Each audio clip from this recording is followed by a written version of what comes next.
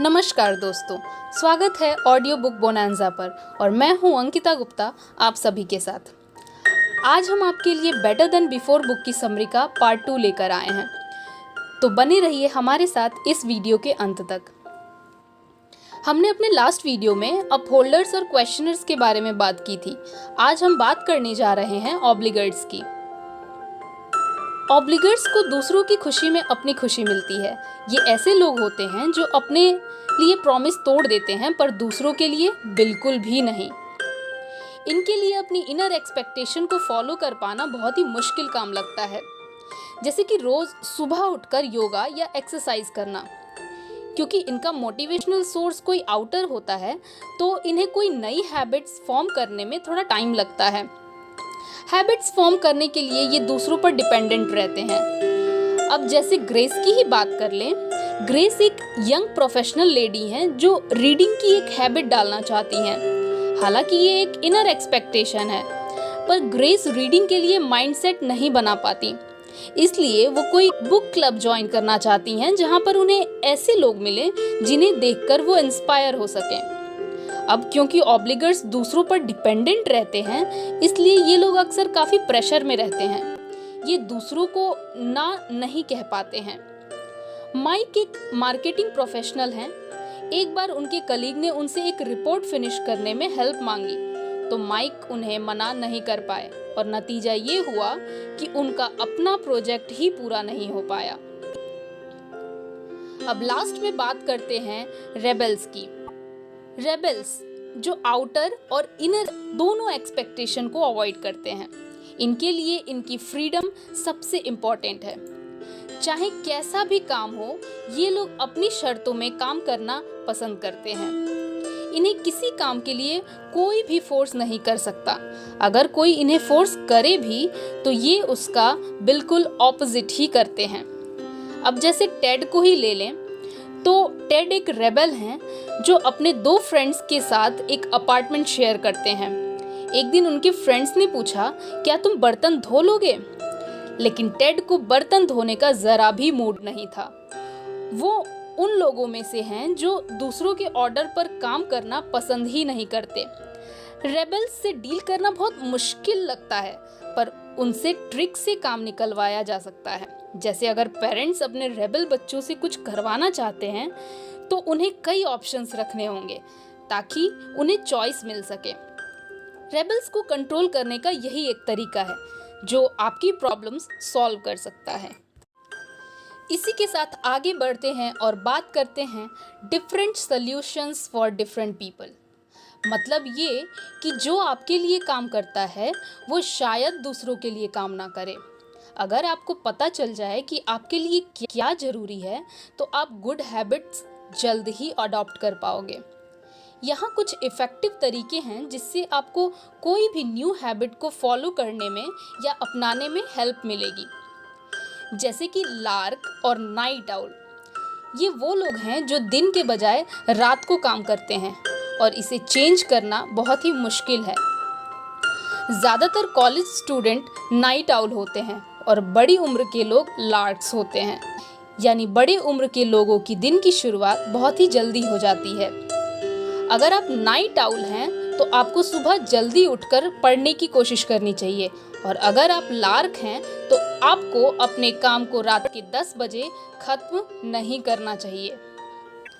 अगला है marathoner, sprinter और प्रोक्रास्टिनेटर। अपनी हैबिट स्ट्रेटजी बनाने से पहले ये जानना जरूरी है कि किस कंफर्टेबल पेस के साथ आप कोई हैबिट अडॉप्ट कर सकते हो। जैसे इस बुक के ऑथर ग्रेट चेन को स्लो और स्टेडी पेस के साथ काम करना पसंद है।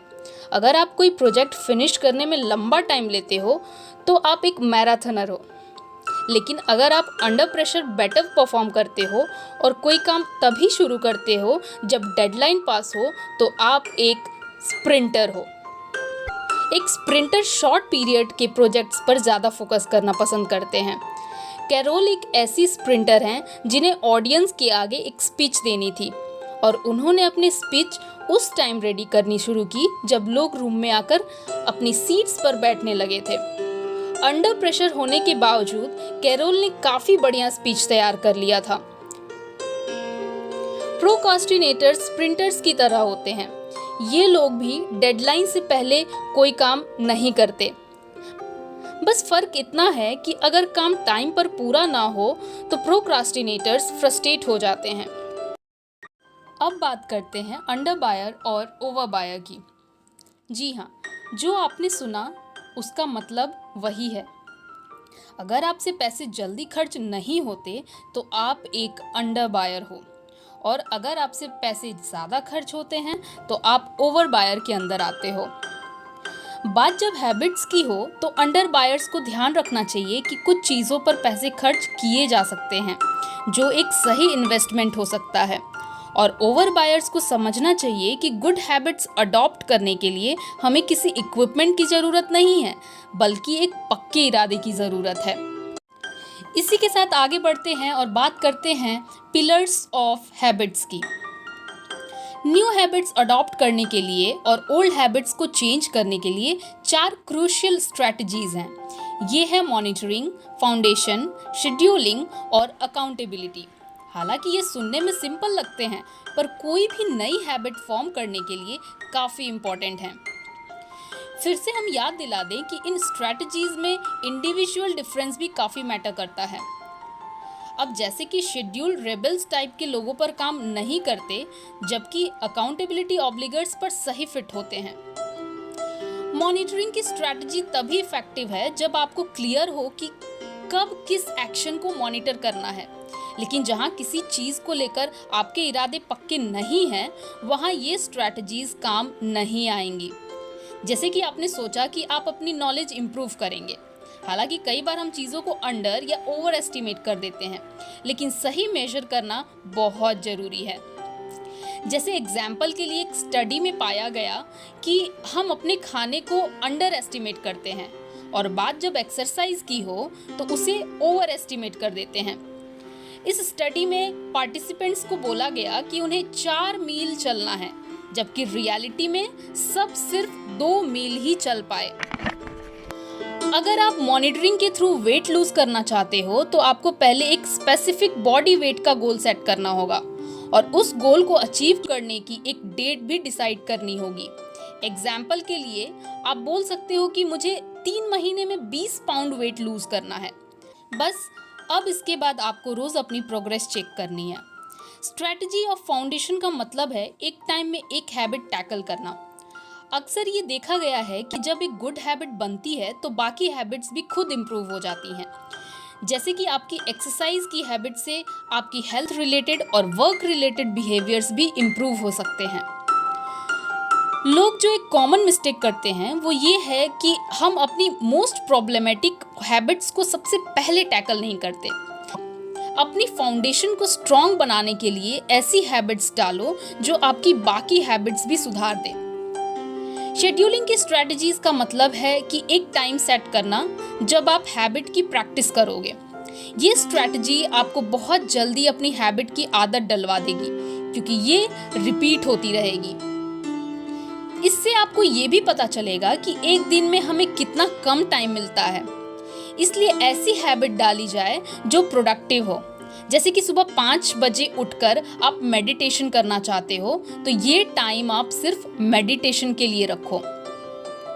लास्ट में स्ट्रेटजी ऑफ अकाउंटेबिलिटी की बात करते हैं, जिसमें दूसरों की हेल्प भी इन्वॉल्व है। जब तक आप किसी नई हैबिट के लिए अकाउंटेबल फील नहीं करते, तब तक आप इस हैबिट को अडॉप्ट नहीं कर सकते, क्योंकि आपको पता है कि कोई फर्क नहीं पड़ने वाला। स्ट्रेटजी ऑफ मॉनिटरिंग के लिए ऑथर अपना ही एग्जाम्पल देती हैं। ग्रेट चेन हमेशा अपनी वेट को लेकर कॉन्शियस रहती थी। बड़ी मुश्किल से वे अपनी साइज को लेकर कंफर्टेबल हो पाई। अब क्योंकि वेट उनके लिए एक इम्पॉर्टेंट फैक्टर था, तो उन्होंने डाइट और एक्सरसाइज की न्यू हैबिट्स डेवलप की, जिससे उन्हें वेट लूज करने में हेल्प मिली। वो क्या खाती हैं और कितना वेट लूज करती हैं, इसे मॉनिटर करने के लिए ग्रेट चेन ने एक फूड जर्नल रखा था।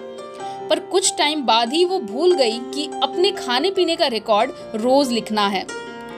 फिर उन्होंने एक पेडोमीटर यूज करना स्टार्ट किया, जिससे उन्हें पता चलता था कि एक दिन में वो कितने स्टेप्स चलती हैं। क्योंकि ग्रेट चेन एक अप होल्डर थी, तो उन्हें अपने टारगेट स्टेप्स हिट करना अच्छा लगता था। हालांकि ये मेथड भी ज़्यादा काम नहीं आया।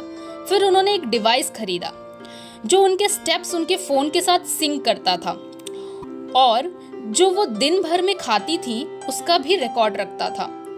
तो फाइनली अपने फ़ोन में स्टेप्स और फूड ट्रैकर होने से ग्रेट चेन के लिए अब वेट मॉनिटर करना ज़्यादा इजी हो गया था। स्ट्रैटेजी ऑफ फाउंडेशन के लिए फाउंडेशन हैबिट्स हैं स्लीप, मूव, ईट और अनकल्टर। मूविंग एक फाउंडेशन हैबिट है क्योंकि एक्सरसाइज के बाद आप गहरी नींद में सो जाते हो और जब आपको अच्छी और भरपूर नींद मिलती है तो आपका मूड भी बढ़िया रहता है। असल में नींद पूरी होने से हम और ज़्यादा गुड हैबिट्स अडॉप्ट कर सकते हैं। जब आप जल्दी सोते हो तो आपके पास इतना टाइम होता है कि मुंह धोकर नाइट पजामा पहन सको, लेकिन जब आप लेट सोते हो तो आपके पास इन चीज़ों के लिए टाइम नहीं होता है। Great chain strategy of scheduling भी ट्राई की। मेडिटेशन की हैबिट अडॉप्ट करने के लिए great chain strategy of foundation के साथ उसे जोड़ दिया। क्योंकि अक्सर हम न्यू हैबिट्स जल्दी भूल जाते हैं, इसलिए उन्होंने मेडिटेशन को अपनी ओल्ड हैबिट के साथ जोड़ दिया। ग्रेट चेन ने डिसाइड किया कि वो सुबह जल्दी ब्रेकफास्ट करने के बाद मेडिटेशन किया करेंगी। फिर उन्होंने एक मेडिटेशन शेड्यूल बनाया। उसके बाद वो अपनी न्यू हैबिट की प्रैक्टिस नहीं भूली और धीरे धीरे ये न्यू हैबिट उनके रूटीन का एक पार्ट बन गई। क्योंकि सिर्फ शेड्यूलिंग काफ़ी नहीं है, इसलिए अकाउंटेबिलिटी के लिए दूसरों के आउटर एक्सपेक्टेशन भी ज़रूरी हैं। जैसे कि कुछ पाउंड वेट लूज करना एक पर्सनल गोल हो सकता है और आप ये गोल अचीव ना भी कर पाएं तो कोई आपको पनिश नहीं करने वाला। पर स्ट्रैटेजी ऑफ अकाउंटेबिलिटी अप्लाई करने से आप अपने कोवर्कर्स को अपने वेट लूज करने का प्लान बता सकते हो और लोग आपको एक्सरसाइज करने के लिए एनकरेज करेंगे क्योंकि उन्हें आपका गोल पता है। हो सकता है कि वो आपको जंक फूड खाने से भी रोके, लेकिन ये फॉर्मूला हर किसी पर अप्लाई नहीं होता क्योंकि हर कोई अपने प्लान्स शेयर करे ये जरूरी नहीं। तो अपनी न्यू हैबिट्स को पब्लिकली डिक्लेयर करना आपके काम आएगा या नहीं, ये देखने से पहले आपको अपना नेचर पता होना चाहिए। तो आइए अब इसी के साथ आगे बढ़ते हैं और बात करते हैं इट्स इनफ टू बिगिन। अगर आपको पता चल जाए कि आपकी टेंडेंसीज क्या हैं, अपहोल्डर, क्वेश्चनर, ऑब्लिगर या रेबल, तो आपको ये भी समझ आ जाएगा कि कौन सी टेक्निक आपके लिए बेस्ट रहेगी। अब हम बात करेंगे कि आपको अपनी न्यू हैबिट्स कब से स्टार्ट करनी चाहिए। किसी भी न्यू हैबिट को शुरुआत करने के लिए 3 स्ट्रैटेजीज होती हैं। फर्स्ट स्टेप्स, क्लीन स्लेट और लाइटनिंग बोल्ट। जैसे कि इस चैप्टर का टाइटल है it's not enough to get started. आपको फर्स्ट स्टेप लेना ही होगा। एक नई हैबिट स्टार्ट करने में थोड़ी मुश्किल तो आती ही है, जैसे अचानक से जिम जाना शुरू कर देना, क्योंकि ये आपकी रूटीन का ऑटोमेटिक प्रोसेस कभी नहीं बना। तो आपको जिम के लिए प्रॉपर रेडी होकर जाना शायद वर्कआउट करने से भी ज़्यादा हार्ड लगे। एक्साइटमेंट में आकर न्यू हैबिट प्लान कर लेना एक बात है, पर उसको प्रैक्टिकल में लाना एकदम अलग चीज़ होती है। न्यू हैबिट फॉर्म करने की एक और स्ट्रैटेजी है जिसे क्लीन स्लेट स्ट्रैटेजी बोलते हैं। ये तब होता है जब आपकी लाइफ में कोई सिग्निफिकेंट चेंज आता है, जैसे कि कोई नया पार्टनर, एक नया घर या नई जॉब। लोग अक्सर न्यू ईयर रेजोल्यूशन के तौर पर हेल्दी खाना स्टार्ट कर देते हैं, तो ये एक क्लीन स्लेट स्ट्रैटेजी मानी जाएगी क्योंकि न्यू ईयर नई शुरुआत लेकर आता है। इसे हम नए साल का जादू ही मानेंगे क्योंकि कई लोग नए साल की शुरुआत में काफ़ी मोटिवेट फील करते हैं और अपनी न्यू हैबिट्स पर स्टिक रहते हैं। हालांकि एक नई हैबिट अडॉप्ट करने का मतलब है सेम चीज़ रिपीट करना और कुछ हैबिट्स हमारी लाइफ में इजीली अप्लाई हो जाती हैं। यहाँ पर फर्स्ट स्टेप टर्म जो ऑथर ने यूज़ किया है उसका मतलब है कि किसी न्यू हैबिट की शुरुआत। ग्रेट चेन ने जब इस बुक को लिखना स्टार्ट किया तो वो फर्स्ट स्टेप की स्ट्रैटेजी अप्लाई कर रही थी। बुक के लिए आइडियाज़ लेना और स्ट्रक्चर प्लान करना उनके लिए काफ़ी मज़ेदार और एक्साइटिंग रहा, लेकिन जब असल में लिखने की बारी आई तो ग्रेट चेन अटक गई। वो डिसाइड नहीं कर पा रही थी कि बुक लिखना कब से शुरू करे, कौन सी तारीख या दिन सही रहेगा। मंडे से करे या अपने बर्थडे वाले दिन से। इससे पहले कि वो आगे सोचती, ग्रेट चेन को रियलाइज हुआ कि वो टुमारो लॉजिक यूज कर रही हैं, यानी आज का काम कल पे पलट रही हैं। और उन्होंने डिसाइड किया कि उन्हें बुक लिखने के लिए तुरंत फर्स्ट स्टेप लेना होगा।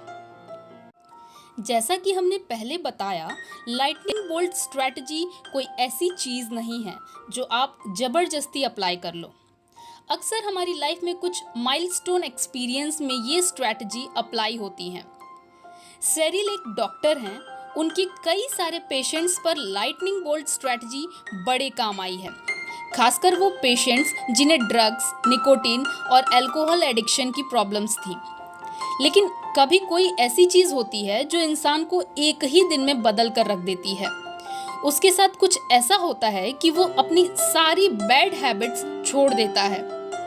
इसे ही हम लाइटनिंग बोल्ट इफेक्ट बोलते हैं। सेरिल कहती हैं कि इनमें से एक रीज़न प्रेगनेंसी भी है। जैसे कि कुछ औरतें अपनी प्रेगनेंसी का पता चलते ही अपनी सारी बैड हैबिट्स छोड़ देती हैं, क्योंकि उन्हें मालूम है कि उनके साथ एक और लाइफ जुड़ी है जिसकी केयर और प्रोटेक्शन सिर्फ उनके हाथ में है। यहाँ पर हम बोल सकते हैं कि प्रेगनेंसी उनकी लाइफ का वो माइलस्टोन है जो लाइटनिंग बोल्ट स्ट्रैटेजी का रीज़न है। तो अब इसी के साथ हम पहुंच गए हैं इस समरी के कंक्लूजन तक।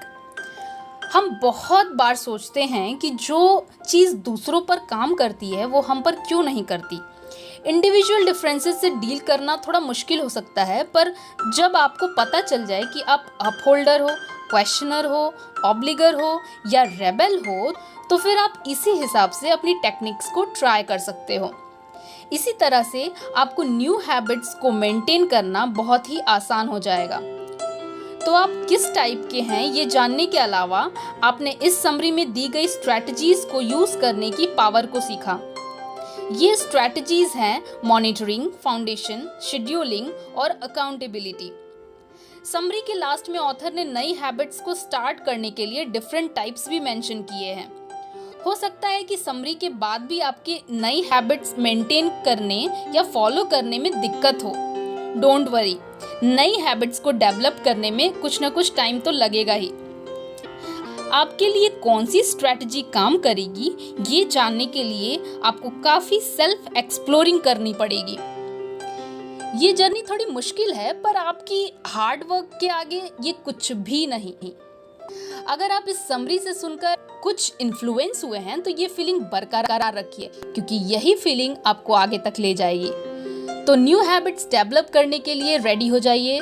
इसी के साथ ये समरी यहीं खत्म होती है। कैसी लगी आपको ये समरी, ये हमें कमेंट करके ज़रूर बताएं। और लाइक, शेयर, सब्सक्राइब करना बिल्कुल भी